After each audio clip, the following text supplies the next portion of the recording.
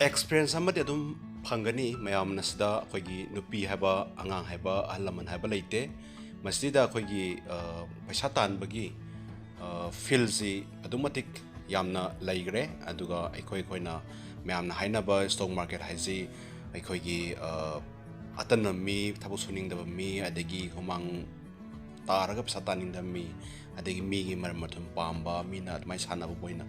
ma'am social media ngang ऊब अदुम comment तौबस ma'am थेंगने अदुब stock market से ma'am लान सुम हनब मानब अदुम वाखलोन लेब मानब अदु तांसदा खितन क्लियर ओइनिंगबगी थमजाबनी मसिना मैम दा कानै और कानादे हाबदि अदोम अदोमना एक्सपीरियंस अदु खंग कांदा मसिदा कानै नत्र कानादे अदोम अदोम लेबकदबनी मसिदा यंगबियो बैंक इंडिया बैंक इंडिया सी हजि current rate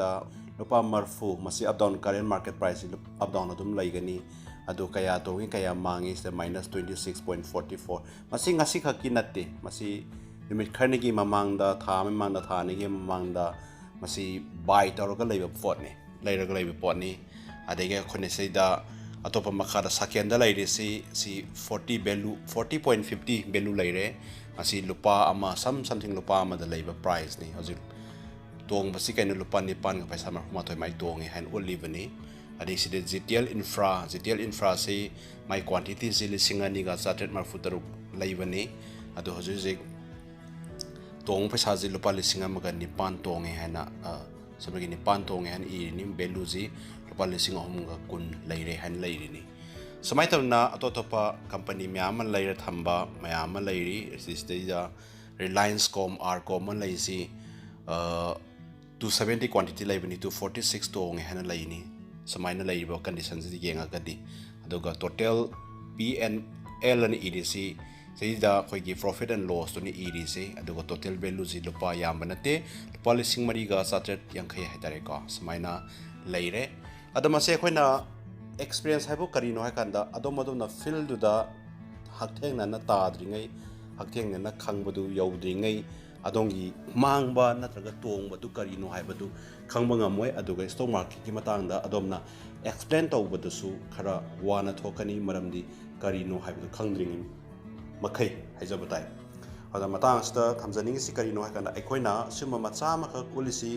kari marangino hairakanda aikoina fields da leirakanda o stock market samai taw male samaina lei ada mayam si masida koina wakhlon thadabada adom kaya mangba kya mu tongba yai haibadudi adom na analyze story ba pot aduda leiba or yonba aduda tongbadu adongi experience matungina phangkadabani ada matang asida stock market taikoina pasa thadabada tonggadra ta manggadra haibadudi adom na analyze tobdu makha poli aduga stock market si sumang mangandaba yaba condition zu leitabadi nate lei aduga matang sa masida thamjani ba khoi list leiraga thamiba listing ji kaina ka masi equity market ni si punga hum makhai mong da loidro market ni masi gi oina haijaba tare cinnamon coding ni monday to friday gi manung da tawbasta adu masida dom da thamning ba pot amakha karino har kanda masi gi market asi deida atop trading haidi mayama khaido laigre si equity sida to mayama laigre adu mayam du manung du da khoinu sari basi equity market haina mayam na khangnari ba adu madu du gi pot ni masli da khoina paisa ji mangan da ba ya ba haidi lai ba pot adu delivery da pot lai ra kan da hire pot tu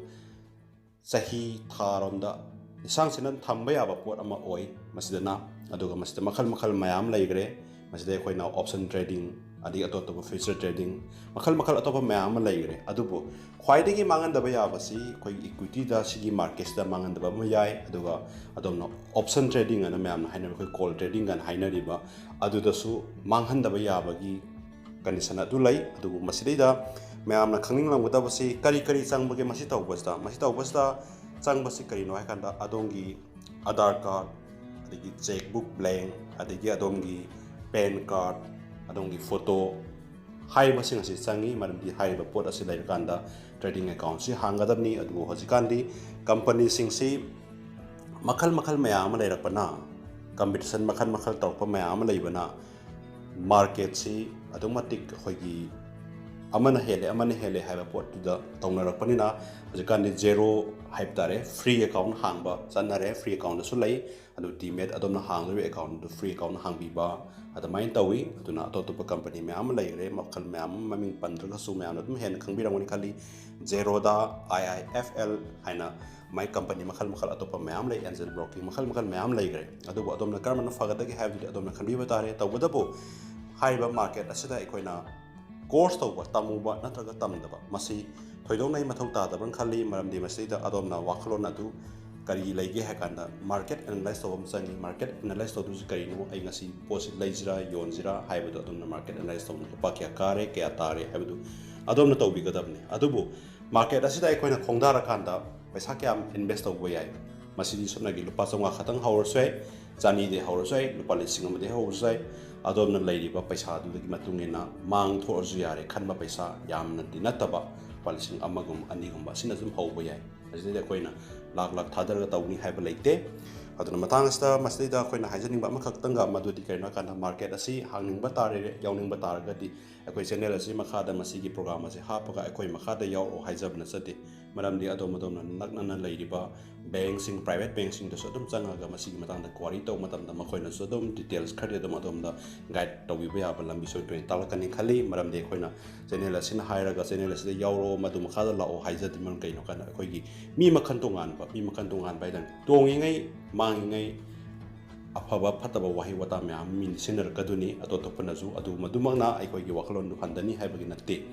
adomadomna chatke natraga adomadomna tauge natraga thange khaliba khong adudi adomadomna lepatai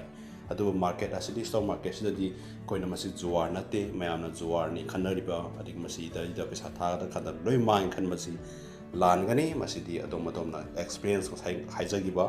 adomna hek khong tar kan da kari no khangdringe si matang da wangang bada explain to the lugani aduna adomadomna khong ta birakanda si matang da kari no haibadu khangbigani haijaba loina na matang sa yengbi punang po amakana korum jari